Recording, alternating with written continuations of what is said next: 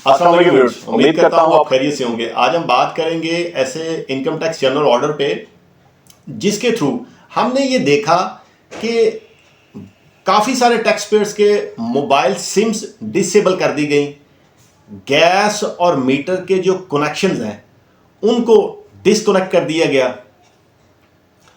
अब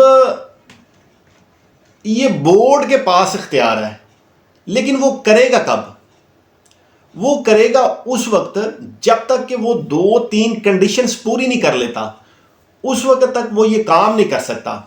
यानी कि ये इनकम टैक्स जनरल ऑर्डर के थ्रू करेगा, लेकिन इनकम टैक्स जनरल ऑर्डर में उन टैक्स पेयर के नाम जो है वो इंक्लूड होंगे। सबसे पहले नंबर पे उनको 114(4) का नोटिस कन्फर्ट किया जाएगा।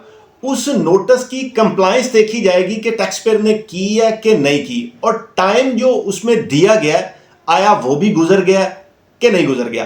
अगर ये 3 कंडीशंस मीट हो गई कि 114(4) का नोटिस दे दिया, उस नोटिस की कंप्लायंस ना की गई और उसमें नोटिस में जो टाइम फ्रेम दिया गया उसमें वो काम नहीं किया गया, अब उन टैक्स पेयर का नाम जो है वो इनकम टैक्स जनरल ऑर्डर में डाला जाएगा और ये बोर्ड डालेगा उनका नाम। उसके बाद वो बोर्ड के पास ये पावर आ गई कि अब वो उनकी सिम फोन वाली वो ब्लॉक कर सकता है, जो कमर्शियल इंडस्ट्रियल या जो मीटर हैं, गैस के हैं, बिजली के हैं, उनको डिसकनेक्ट कर सकता है।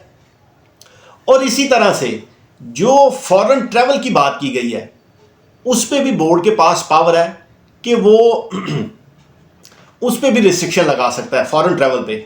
लेकिन इसमें ये सहूलत दी गई है स्टूडेंट्स को, हज और उम्रा करने वाले टैक्स पेयर्स को, उनको ये फैसिलिटी दी गई है, उनका नाम नहीं डाला जाएगा।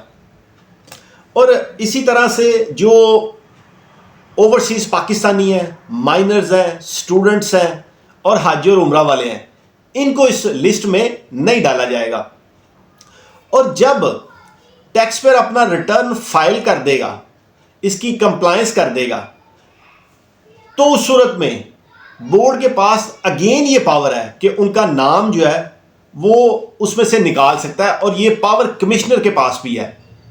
तो उम्मीद करता हूं दोस्तों मैंने अपनी शॉर्ट सी वीडियो में आपको ये बता दिया कि सबसे पहले नंबर पे टैक्स पेयर को, अगर वो रजिस्टर्ड था, उसने अपना रिटर्न फाइल नहीं किया और एफबीआर ने, कमिश्नर ने उसको नोटिस कन्फर्ट किया, नोटिस की कंप्लायंस ना की गई, टाइम गुजर गया, गुजरने के बाद उन्होंने वो बोर्ड वाली लिस्ट में, उस लिस्ट में उनका नाम टैक्स पेयर का डाल दिया कि इन्होंने अपना रिटर्न फाइल नहीं किया कर रहे, तो उस सूरत में वो कॉन्सिक्वेंसेस की सूरत में उनका बिजली का बिल, मोबाइल सिम और ट्रैवल, ये रिस्ट्रिक्शन लगा सकते हैं। और इसकी रेस्टोरेशन के लिए हमें अगेन अपना रिटर्न फाइल करना पड़ेगा। तो अल्लाह करीम मौला हुसैन के सदके आपके लिए और मेरे लिए आसानियां पैदा करें। जज़ाकल्लाह।